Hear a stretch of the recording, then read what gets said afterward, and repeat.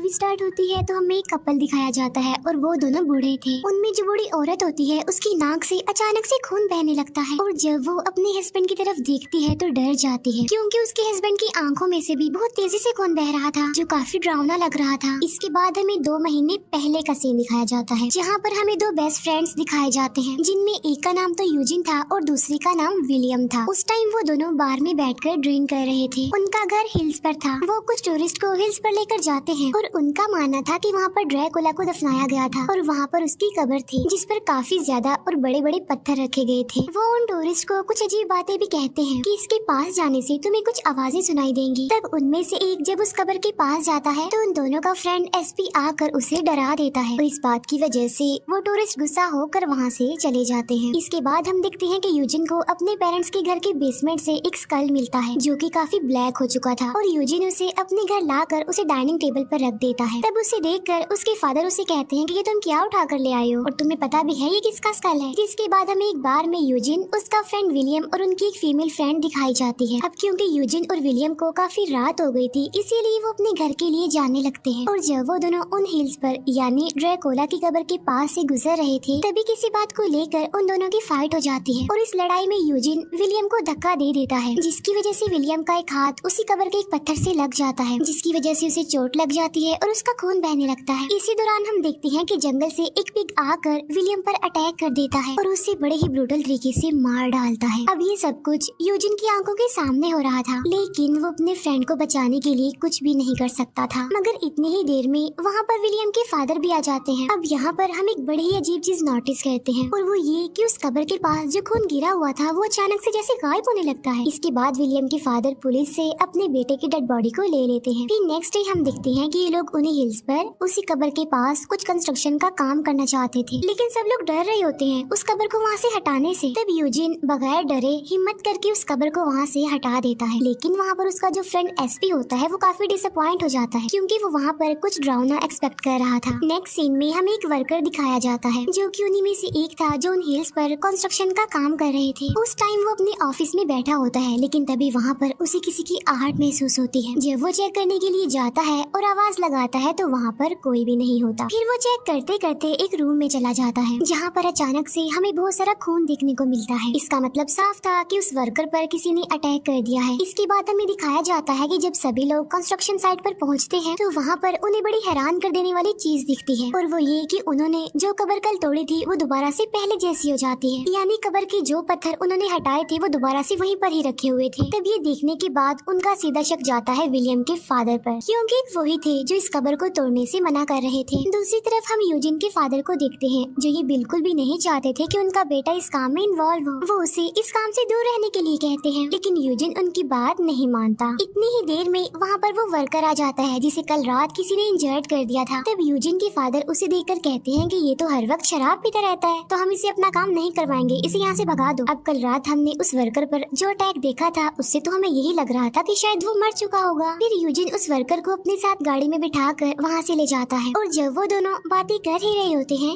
कि तभी अचानक से वो वर्कर यूजिन को काटने की कोशिश करता है। तब उससे बचने की कोशिश में गाड़ी का बैलेंस खराब हो जाता है और उसका एक्सीडेंट हो जाता है। अब क्योंकि यूजिन के फादर भी उन्हीं हिल्स पर थे इसीलिए वो ये सब कुछ देखकर फौरन गाड़ी की तरफ भागते हैं। तब यूजिन को वो जल्दी से गाड़ी से बाहर निकाल लेते हैं लेकिन वो देखते हैं कि वो वर्कर तो गायब हो गया है और वो उसे ढूंढने लगते हैं लेकिन वो वर्कर उन्हें कहीं पर भी दिखाई नहीं दे रहा था। फिर वो सभी लोग मिलकर अंधेरे वाले कमरों में जाकर टॉर्च की मदद से उस वर्कर को ढूंढने की कोशिश करते हैं और तभी एक टॉर्च लाइट उस वर्कर के फेस पर पड़ती है। उस वर्कर की हालत काफी खराब थी, वो काफी इंजर्ड था। उसके फेस की अलग अलग जगहों से खून बह रहा था। यहाँ पर जिस आदमी के हाथ में टॉर्च होती है वो वर्कर उस पर अटैक कर देता है और उसे बड़े ही ब्रूटल तरीके से मार डालता है।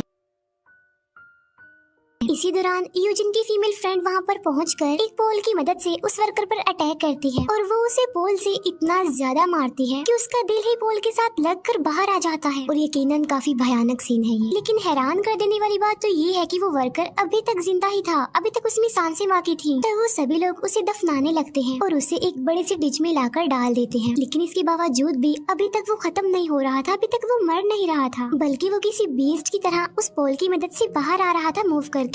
अपनी आंखों के सामने ये होता देखकर वो सब लोग काफी डर जाते हैं। लेकिन यहाँ पर यूजिन की फ्रेंड उस वर्कर पे मशीन की मदद से मिट्टी डालने लगती है, जो कि काफी समझदारी का काम था। वो ऐसा इसीलिए करती है ताकि वो पूरी तरह उस कब्र के अंदर दफन हो जाए और बाहर ना आए। लेकिन तभी हम एक और बड़ी अजीब चीज नोटिस करते हैं, और वो ये कि उस वर्कर ने जिस आदमी पर अटैक किया था उसकी बॉडी से निकलने वाला खून आहिस्ता आहिस्ता करके कब्र के पास आ रहा था। लेकिन तभी हम देखते हैं कि उस कब्र से डरावना सा पैर बाहर आता है, और ये देखकर तो वो लोग और ज्यादा डर जाते हैं। जिससे एक बात तो साफ थी कि वो वर्कर कब्र में जाने के बावजूद भी नहीं मरा था। इसके बाद वो सारे लोग विलियम के फादर के पास जाते हैं और उन्हें सारी बात बता देते हैं। लेकिन विलियम के फादर उनकी किसी भी बात का यकीन नहीं कर रहे थे। यूजिन वहाँ पर कोई चीज ढूंढ रहा था, लेकिन तभी वो दिखता है कि विलियम के फादर कुछ अजीब कर रहे हैं, और वो ये कि वो जानवरों को मारने के बाद उनका खून निकाल रहे थे। लेकिन वो ऐसा क्यों कर रहे थे किसी को भी नहीं पता था, और वो ये बात जानना चाहते थे। लेकिन जब वो लोग विलियम के फादर से इस बारे में पूछते हैं तो विलियम के फादर गुस्सा होकर उन सब पर गन पॉइंट कर देते हैं। तब किसी तरह यूजिन की फ्रेंड उन्हें समझाकर उन्हें रिलैक्स करती है। तो इसीलिए विलियम के फादर यूजिन को एक रूम के बारे में बताते हैं। साथ साथ वो यूजिन को उस रूम के पास जाने के लिए भी बोलते हैं। लेकिन जब यूजिन वहाँ पर जाता है तो वो देखता है कि विलियम अभी तक जिंदा है, वो मरा नहीं है अभी। तब ये देखकर यूजिन हैरान होने के साथ साथ डर भी रहा था। और यहाँ पर विलियम किसी इंसान की तरह नहीं लग रहा था, बल्कि उसकी हालत किसी जानवर की तरह हो गई थी, क्योंकि उसी के लिए ही तो उसके फादर जानवरों को मारकर उनका खून निकाल रहे थे। फिर विलियम के फादर बताते हैं कि जब मैं अपने बेटे का पोस्टमार्टम कर रहा था और जब मैं अपनी वाइफ से बात कर रहा था तो विलियम अचानक से ही उठ खड़ा हो गया, यानी वो दोबारा जिंदा हो गया। तब वो सीन देखने के बाद तो विलियम की मदर डिप्रेशन में ही चली गई। अब क्योंकि उस टाइम विलियम पावरफुल नहीं था, यानी वो कमजोर था, तो हमने उसे एक कमरे में बंद कर दिया। और असल में ये सब कुछ ड्रैकुला के जिंदा होने की वजह से हुआ था, क्योंकि उन लोगों ने उसकी कब्र जो तोड़ दी थी। और अब ड्रैकुला की सॉल ने विलियम को पोजेस कर लिया है, यानी उसकी बॉडी पर कब्जा कर लिया है, और उसी ड्रैकुला की वजह से सभी को मुश्किल का सामना करना पड़ रहा है। फिर वो ड्रैकुला की एक बुक पढ़ते हैं, जिसमें से उन्हें पता चलता है कि ड्रैकुला को कभी भी नहीं मारा जा सकता। लेकिन यूजिन के फादर इस बात पर एग्री नहीं कर रहे थे, क्योंकि उनका मानना था कि अगर हम विलियम का सर काट देंगे तो सब कुछ नॉर्मल हो जाएगा और ये सब कुछ खत्म हो जाएगा। तो इसीलिए वो सब लोग ना चाहते हुए भी विलियम को मारने का प्लान बनाते हैं। और अभी वो प्लान बना ही रही होती है कि तभी विलियम की मदर अचानक से उठ जाती है और वो विलियम के फादर को शूट करके इंजर्ड कर देती है ताकि वो विलियम को ना मारे। लेकिन तभी विलियम अपनी मदर पर अटैक कर देता है, वो उन्हें काट लेता है और उन्हें मार डालता है। तब ये देखकर वो सारे लोग इतना ज्यादा डर जाते हैं कि वहाँ से भाग जाते हैं और अपनी जान बचाने के लिए वो गाड़ी में जाकर बैठ जाते हैं। लेकिन किसी के पास भी गाड़ी की चाबी नहीं थी। लेकिन तभी वहाँ पर विलियम भी पहुँच जाता है और वो सबको मारना चाहता था, लेकिन विलियम के फादर ऐसा बिल्कुल भी नहीं चाहते थे, इसीलिए वो खुद अपने बेटे का मुकाबला करते हैं। फिर इसके बाद सभी लोग घर में आकर छुप जाते हैं। तभी विलियम वहाँ पर आकर सबको ढूंढने लगता है और वहाँ करीब ही एसपी छुपा हुआ था, और वो बड़ी चालाकी से विलियम को वहाँ पर पड़े हुए एक कॉफिन में बंद कर देता है।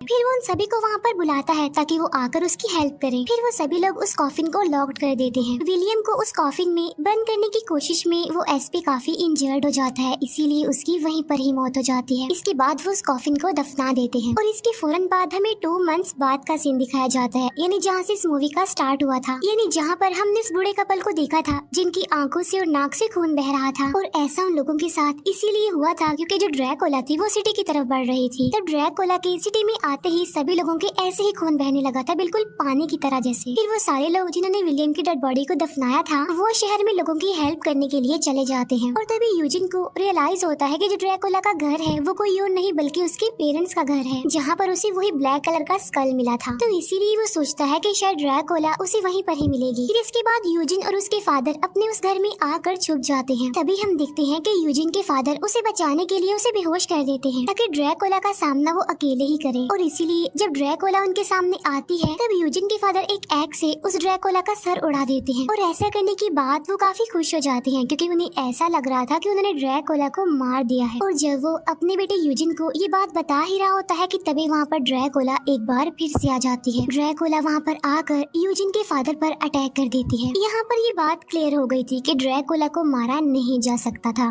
यानी जो उस किताब में लिखा था वो सही था। फिर इसके बाद यूजिन अपने फादर को लेकर एक ट्रैश पाइप के जरिए जरिए बाहर आ जाता है। और जब वो देखता है कि वहाँ पर सनलाइट आ रही है तो वो अपने फादर को लेकर एक जगह पर जाकर छुप जाता है। वो वहाँ पर छुपकर देखने लगता है क्योंकि उसे ऐसा लग रहा था कि शायद ड्रैकुला धूप में जलने से मर जाए, लेकिन वो देखता है कि सनलाइट का ड्रैकुला की बॉडी पर कोई असर नहीं हो रहा था। तब ये देखकर यूजिन काफी डर जाता है और वो अपने फादर की जान बचाने के लिए उन्हें घसीटते हुए एक जगह पर ले जाकर छुपा देता है। तब यूजिन के फादर उसे बताते हैं कि ड्रैकुला को रोकना और इसे खत्म करना बहुत जरूरी है। तभी हम देखते हैं कि यूजिन के फादर को जिस पैर पर चोट लगी थी, यूजिन उस टांग को उनकी बॉडी से अलग कर देता है और जैसे जैसे ड्रैकुला उसकी तरफ बढ़ रही थी उसका डर भी बढ़ता जा रहा था। यूजिन उस टांग को तोड़कर उसी टांग से ड्रैकुला पर अटैक कर देता है, जिससे ड्रैकुला फौरन जाकर एक डिज में गिर जाती है और बगैर टाइम को जाया किए यूजिन फौरन उस पर मिट्टी डालने लगता है और फिर वो उस जगह पर बड़े बड़े पत्थर रखने लगता है ताकि ड्रैकुला वहाँ से बाहर ना आ सके। इतनी ही देर में वहाँ पर यूजिन की फीमेल फ्रेंड आ जाती है और उन दोनों को रेस्क्यू करती है। इसके बाद हमें 3 महीने बाद का सीन दिखाया जाता है जहाँ पर हम यूजिन और उसके फादर को देखते हैं। यूजिन के फादर ने अपनी एक टांग खो दी थी लेकिन फिर भी वो जिंदा थे। वो यूजिन को बता रहे होते हैं कि मैंने घर की सफाई की है और मुझे कुछ पत्थर मिले हैं। फिर यूजिन उन पत्थरों को लेकर ड्रैकुला की कब्र पर जाता है और वो उन पत्थरों को उसकी कब्र पर रख देता है ताकि वो और मजबूत बन जाए, ताकि वो ड्रैकुला कभी भी बाहर ना आ सके। और इसी के साथ ही हमारी मूवी यहीं पर एंड हो जाती है। Thank you for watching.